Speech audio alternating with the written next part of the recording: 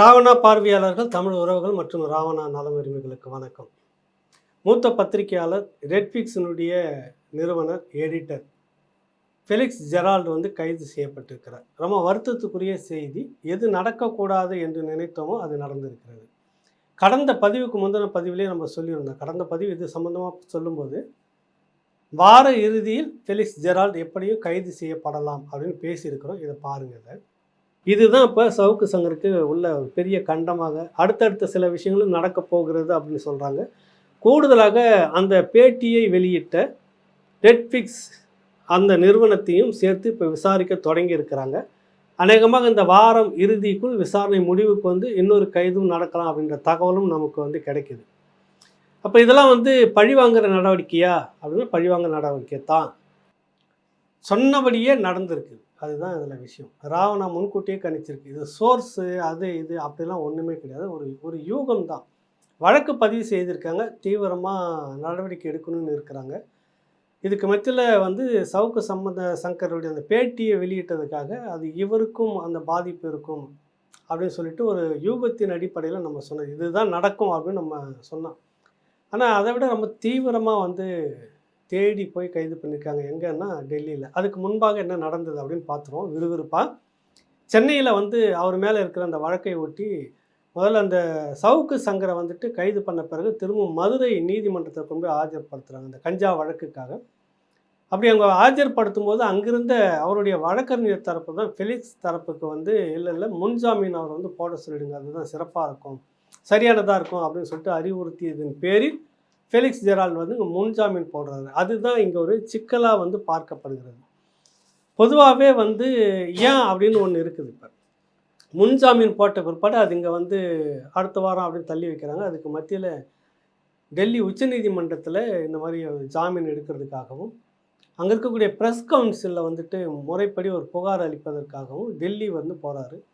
அங்கே மூத்த வழக்கறிஞர் பிரபு சுப்பிரமணியன் இருக்கிறாரில்ல, அவர்கிட்ட இருக்கிறாரு. அந்த பிரபு அவருடைய உதவியாளர் அவங்களாம் பார்த்து டிஸ்கஸ் பண்ணிவிட்டு நேற்றைய வக்காலத்தெலாம் எடுத்து உங்களுக்கு உச்சநீதிமன்றத்தில் மனு தாக்கல் செய்தியாச்சு. அவருக்கு பெயிலுக்கான மனு போட்டாச்சு.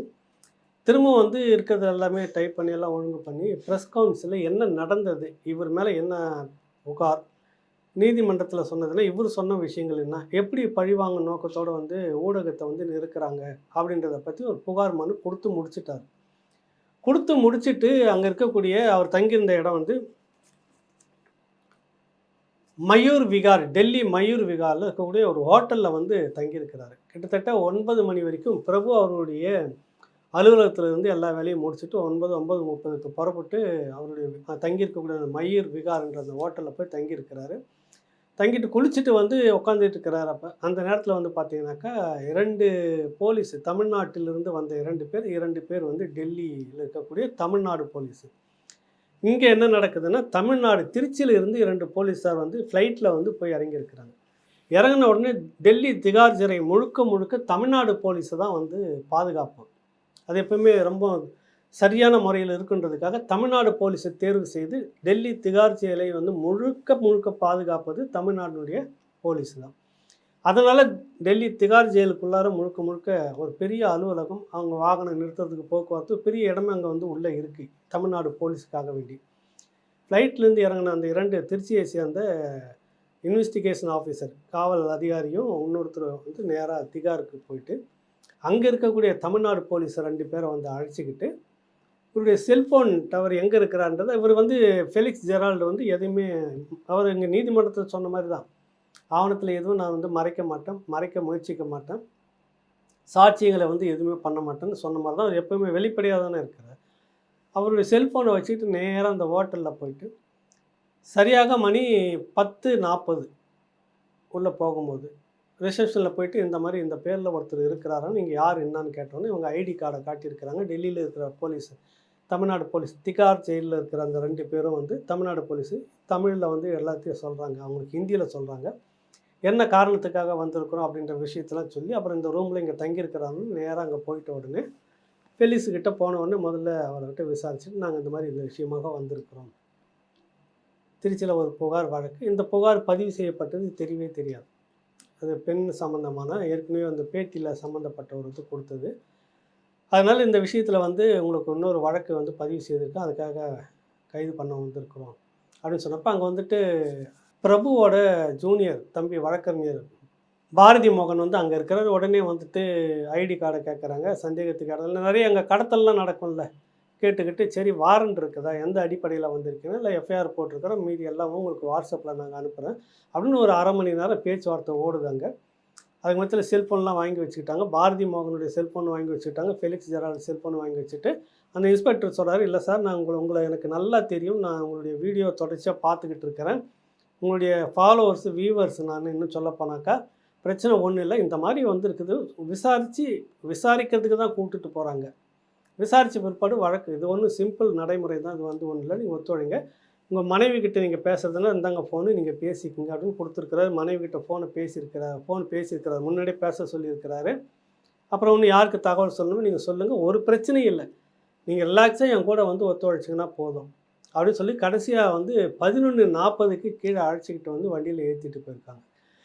அங்கே வந்து 2 இடத்துல, ஒன்று தமிழ்நாடு கெஸ்ட் ஹவுஸில் வந்து தங்கியிருக்கணும், தனியாக ரூம் போட்டு அங்கே வந்து தங்கியிருக்கணும், அங்கே ரூம் எல்லாம் இருக்குது, அதில் வந்து ரூம் போட்டு தங்கியிருக்கணும், அல்லது திகார் சிறைக்குள்ளாகவே தமிழ்நாடு போலீஸுக்கான அலுவலகம் தனியாக இருக்குது, அலுவலகம் அது வந்து சிறை இல்லை, தனி உள்ளாரையே அலுவலகம், இன்னும் மற்ற இடம்லாம் பார்க்க சிறப்பாக இருக்கும், அங்கே தங்க வச்சுருக்கணும்.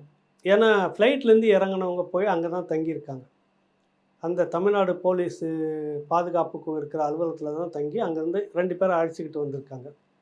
அதனால் ஃபெலிக்ஸ் ஜெரால்டு இரவு அதிகாலை வரைக்கும் வந்து பார்த்திங்கன்னா ஒன்று 2ல் எங்கே ஒரு இடத்துல வச்சுருக்கணும் அப்படின்ற உறுதியான தகவல், 2ல் எங்கன்னா ஒரு இடம் வச்சுருக்கணும். பிறகு காலையில் வந்து ஃப்ளைட்டில் அழைச்சிக்கிட்டு வரலான்னு பேசும்போது அதெல்லாம் வேணாம் அப்படின்ற மாதிரி தகவல் சொல்லி ட்ரெயினில் தான் அழைச்சிக்கிட்டு வரணும் அப்படின்னு. இல்லை இன்னொரு நடைமுறையும் இருக்குது. பொதுவாக அந்த மாதிரி ஒரு இடத்துல போய் ஒரு ஸ்டேட்டில் போய் கைது பண்ணும்போது அங்கே இருக்கக்கூடிய நீதிமன்றத்தில் ஆஜர்படுத்தி டிரான்ஸ்ஷீட்னு சொல்லுவாங்க, அங்கேருந்து அழைச்சிக்கிட்டு இங்கே வந்து ஆஜர்படுத்துறதுக்காக இப்படி நடைமுறையெல்லாம் இருக்குது. இது வந்து செய்யலை. ஹோட்டலுக்குள்ளே போயிட்டு அங்கே இருக்க கைது பண்ணுறப்போ உள்ளூர் காவல் நிலையத்துக்கு தகவல் சொல்லணும்னு சொல்கிறாங்களா, அதையும் செய்யலை, நடைமுறையில் இல்லை. விசாரிக்கத்தான் அழைக்க வந்திருக்கிறோன்ற மாதிரி சொல்லி இப்படி பண்ணியிருக்கிறாங்க. இப்போ மாலை வந்து அழைச்சிக்கிட்டு நாளை தான் ஞாயிற்றுக்கிழமை அன்னைக்கு சென்னை வந்து இங்கேருந்துட்டு டெம்போ வண்டியில் திருச்சிக்கு அழைச்சிட்டு போகிறத தகவலை வந்து சொல்ல வராங்க. இது விஷயமாக வந்தோடனே எல்லாருக்கும் பத்திரிகையாளர் மத்தியில் மிகப்பெரிய ஒரு இது வந்தது, ஒரு அதிர்ச்சி இருந்தது. இது வந்து கண்டிக்கக்கூடியது. சவுக்கு சங்கரை நடத்துகிற மாதிரி நீங்கள் ஃபெலிக்ஸ் ஜெரால்டு நடத்தக்கூடாது அப்படின்றது தான் நம்ம இந்த அரசுக்கும் இந்த காவல்துறைக்கும் வந்து கேட்குறோம். என்னென்னா அவர் கொடுத்த அந்த பேட்டியை வெளியிட்டார், அவ்வளோதான் விஷயம். சம்மந்தப்பட்டது சவுக்கு சங்கர், நீங்கள் அவர் மேலே வழக்கு போட்டிருக்கீங்க, அது அப்பாற்பட்ட விஷயம், அது விசாரணை தனியாக அது பேசுவோம். ஃபெலிக்ஸ் ஜெரால்டு ஒரு பத்திரிகையாளர், மூத்த அனுபவம், கிட்டத்தட்ட ஒரு 25 ஆண்டுகளுக்கு மேலாக ஊடகத்தில் இருக்கிறாரு. நீதிமன்றத்தில் எங்கள் பெயிலுக்கு போட்டப்போ அப்ளை பண்ணுறப்போ சொல்கிறாரு, நான் வந்து எங்கேயும் தப்பி ஓட மாட்டேன், சாட்சியும் கலைக்க மாட்டேன், அதனால் ஒரு விசாரணைக்கு ஒத்துழைக்கிறேன், இப்படிலாம் சொன்னவர் அவர். அவரை நீங்கள் வந்து ஒரு குற்றவாளியாக இதில் வந்து நடத்துறது வந்து சரியாக இல்லை. நாளைக்கு இது வந்து ஊடகத்தினுடைய கழுத்தை நெரிக்கிற நிலைக்கு நீங்கள் வந்துட்டுருக்கீங்க.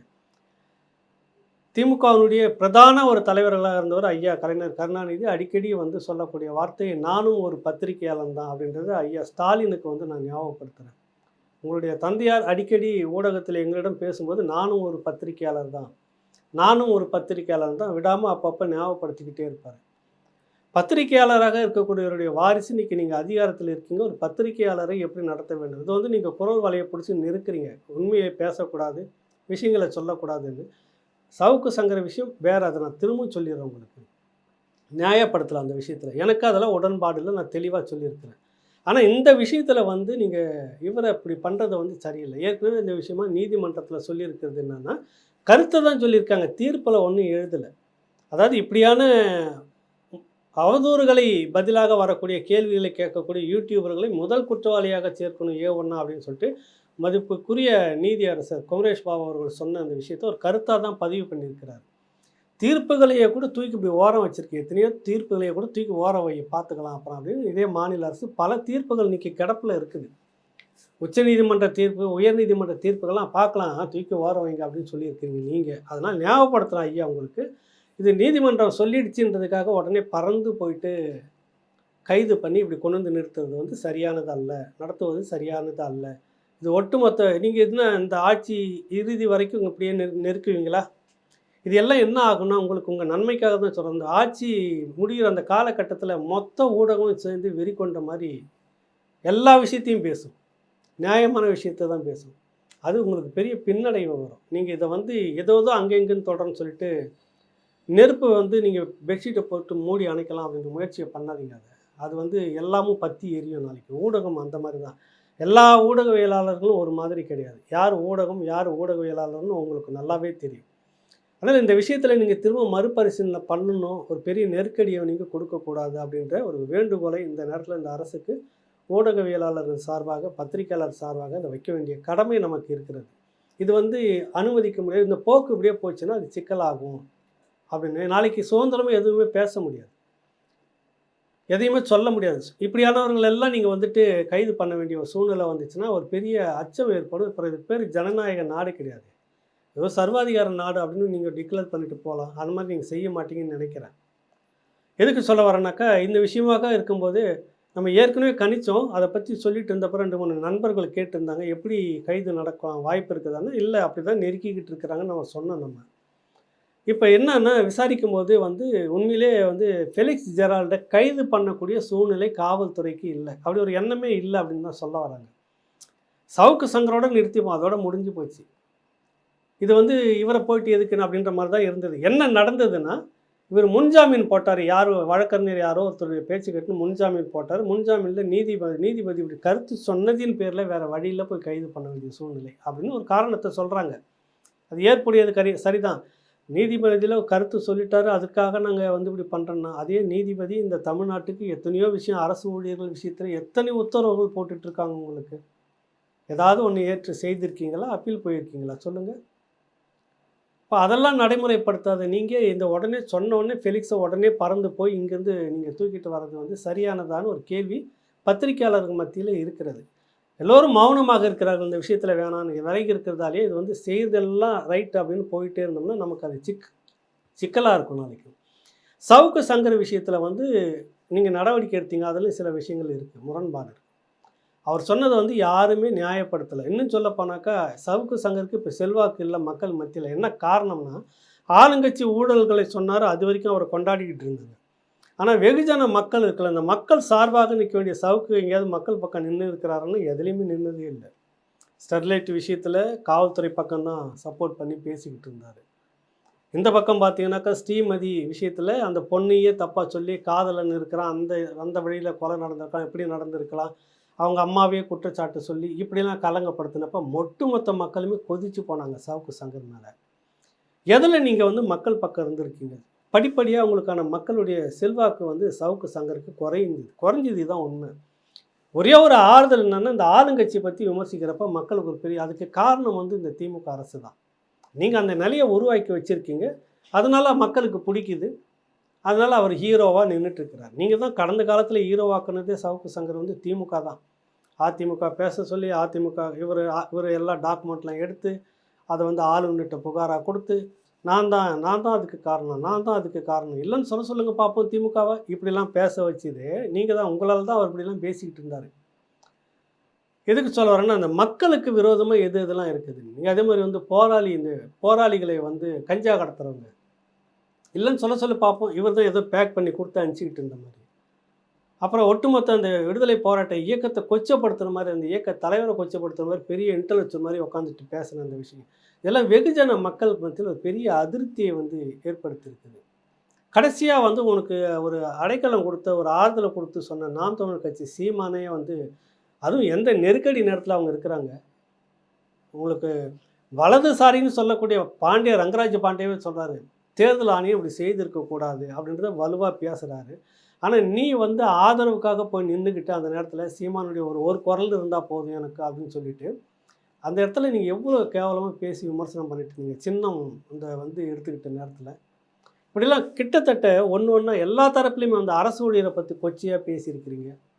ஆசிரியர்களை பற்றி யாரை நீங்கள் பேசலை. கடைசியாக பெண் போலீஸை பற்றி தவறாக பேசி அது ஒட்டுமொத்த பெண் போலீஸும் ஒரு ரொம்ப ரொம்ப மோசமாக, இதெல்லாம் சகிக்கவே முடியாது. இதெல்லாம் ஒன்றா உங்களுக்கான ஆதரவு வந்து போயிட்டு அதனுடைய வெளிப்பாடு தான் பெரிய அளவில் பொங்கி பழைய மாதிரி யாரும் வெளியில் வந்து உங்களுக்காக போராட்டம் பண்ணலை, ஆர்ப்பாட்டம் பண்ணலை. ஐயோ இப்படி பண்ணிட்டாங்க. என்னென்னா நீங்கள் ஒரு பகுதி மக்களாக நீங்களே குறைச்சிக்கிட்டீங்க உங்களுடைய இதுவை. அதனால் நியாயப்படுத்தலை. ஆனாலும் உங்களுக்கு நடந்ததை வந்து அநீதி, அதை வந்து கண்டிக்கிறோம். என்னென்னா கைது பண்ணாங்க, வழக்கு போட்டாங்க, அது வரைக்கும் ஓகே. அடித்து கையை காலை உடைச்சது. பிறகு வந்து அங்கங்கே பெண்களை கூட்டிகிட்டு வந்து இந்த மாதிரி நின்று போராட்டம் பண்ண வைக்கிறதுலாம் ஏற்புடையதல்ல அப்படின்றத நம்ம தெளிவாக இருக்கிறோம். அதை வந்து நம்ம ஏற்கலை. அடிக்கிறது, உதைக்கிறது, யாராவது ஒருத்தர் பேசணும்ல. இப்போ நீங்கள் என்ன பண்ணுறீங்க, இந்த ஒரு சம்பவத்தை வச்சு உங்களுக்கு மேலே அவர் மேலே இருந்த அந்த வஞ்சன்ஸ்லாம் தீர்த்துக்கிறீங்களோன்னு நமக்கு நினைக்க தோணுது. எது எப்படி இருந்தாலும் சவுக்கு சங்கர் விவகாரம் வந்து வேற அது. அது வந்து நீங்கள் வழக்கு போட்டுக்கிறீங்க, வழக்கை பார்த்துங்க, அது வேறு விஷயம். ஆனால் அதுக்கு இணையாக நீங்கள் ஃபெலிக்ஸை வந்து இணைச்சி இவரையும் இப்படி பார்க்குறது வந்து சரிதானா அப்படின்ற கேள்வி வந்து பரவலாக இருக்கிறது. அரசு இதில் வந்து கவனம் எடுக்கணும், மறுபரிசீலனை பண்ணணும். இப்போ டெல்லியில் இருந்துட்டு இங்கே அழைச்சிக்கிட்டு வந்து திரும்ப திருச்சிக்கு கொண்டு போய்ட்டு ரிமாண்ட் பண்ணுற மாதிரி இருக்குது நிலைமை. அநேகமாக ஞாயிற்றுக்கிழமை அந்த விஷயம் இருக்கும். திங்கள் செவ்வாவுக்கு இவங்க வந்து இங்கே பெயில் மூவ் பண்ணுவாங்க.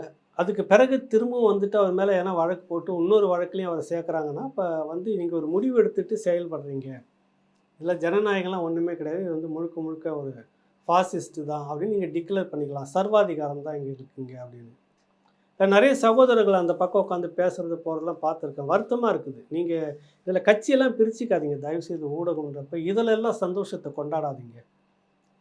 சவுக்கு சங்கர் விஷயம் தனி, அதை நீங்கள் பேசிக்கங்க, அது வேறு விஷயம்.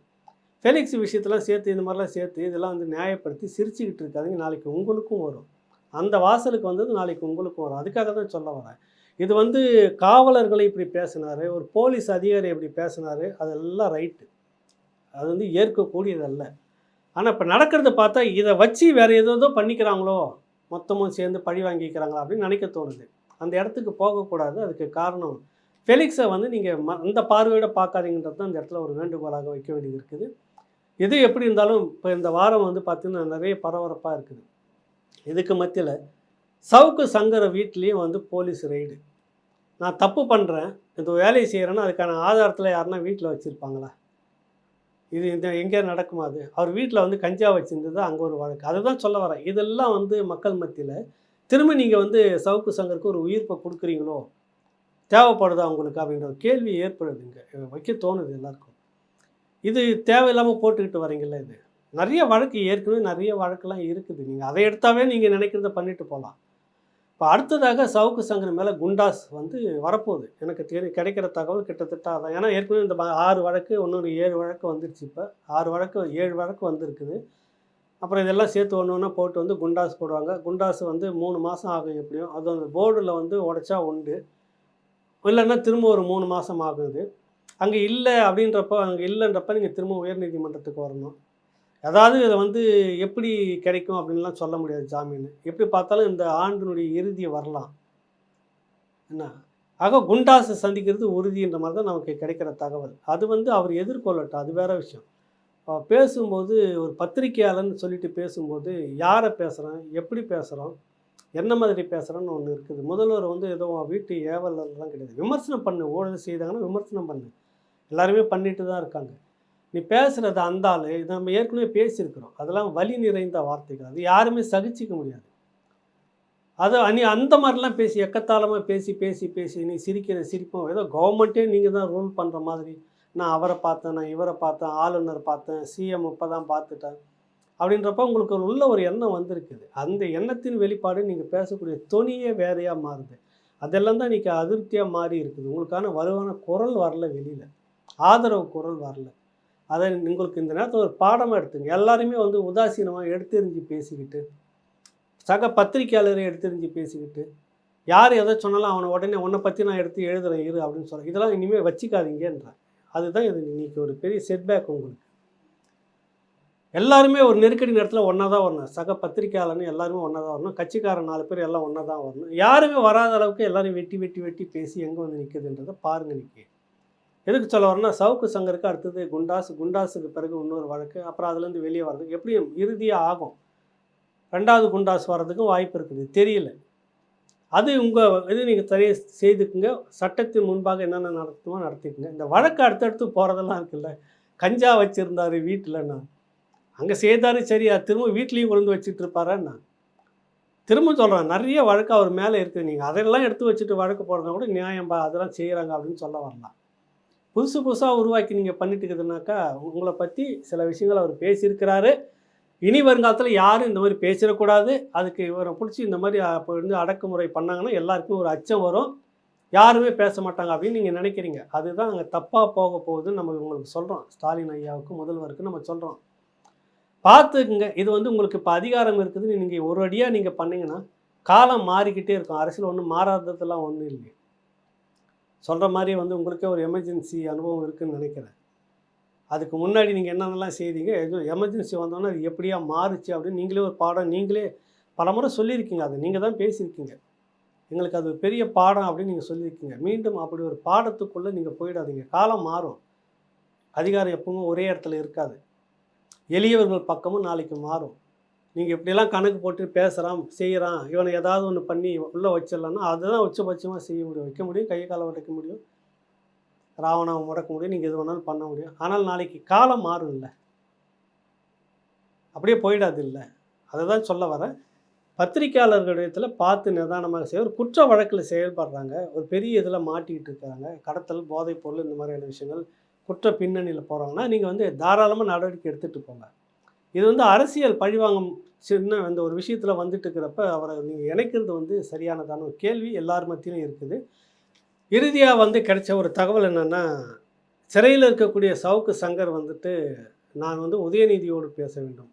தொடர்பு எடுத்துக் கொடுங்க." அப்படின்னு அதிகாரிகள்ட்ட கோரிக்கை வச்சதாக தகவல். அந்த தரப்புலேருந்து அது மறுத்துட்டதா சொல்றாங்க. அந்த மாரிலாம் நீங்க எல்லாம் நினைச்சா பேச முடியாது. இது வந்து அந்த மாரி இடமும் கிடையாது. கைதிகளுக்கு எல்லாருக்கும் ஒரே இதுதான் அப்படின்னு. என்னவோ தெரியல உதயநிதி கிட்ட நான் பேசணும். எனக்கு வந்து தொடர்பு எடுத்துக் குடுங்க. நான் அவர்ட்ட சிலதெல்லாம் பேசணும் அப்படின்னு. இவர் நினைச்சா உதயநிதி கிட்ட பேசி எல்லாத்தையும் பண்ணிட முடியும். முதலமைச்சர் ஐயாட்ட உட்காந்து நேரடியா பேசி எதுவும் பண்ணிட முடியும். கவர்னர்ட்ட உட்காந்து பேசி எதுவும் பண்ணிட முடியும். ஏன்னா இவர் தான் லாபிஸ்ட். இவர் ஒண்டி தான் இருக்கிறார் தமிழ்நாட்டுல. அப்படின்னு அவர் நினைச்சிட்டு இருக்கிறாரு. என்னன்னு தெரியல. உண்மையிலே அப்படி சொல்லியிருந்தால், இது இந்த வார்த்தை பதிலா இருக்கும். ஆனா அப்படி நடந்ததா என்னான்றதுன்னு தெரியல. வெளிப்படையாக தெரியல. உறுதியாகவும் தெரியல. இப்படி பேசப்பட்டதாக செய்தி வெளியில வந்துகிட்டு இருக்குது. எப்படி இருந்தாலும் அது அடுத்த வாரத்தில இன்னும் அடுத்த கட்ட நடவடிக்கைகள்லாம் இருக்கு. என்ன ஏதுன்றத பார்த்துட்டு நம்ம பேசுவோம். மீண்டும் ஒரு நிகழ்ச்சியில் உங்களை சந்திக்கின்றேன். நன்றி, வணக்கம்.